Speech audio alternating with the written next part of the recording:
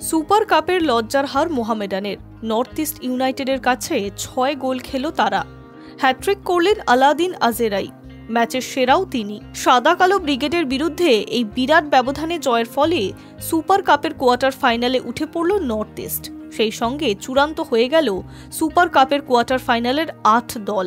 বৃহস্পতিবার ম্যাচের ১৮ মিনিটের মধ্যেই জিতিন এমএস ও আলাদিনের গোলে এগিয়ে যায় নর্থ ইস্ট। প্রথমার্ধের শেষের দিকে নেস্টর একটি গোল করেন। দ্বিতীয়ার্ধের শুরুতেই আলাদিন নিজের দ্বিতীয় গোলটি করে ব্যবধান করেন ৪-০। এরপর গুয়েরমেরের গোলে আরও ব্যবধান বাড়ায় নর্থ ইস্ট।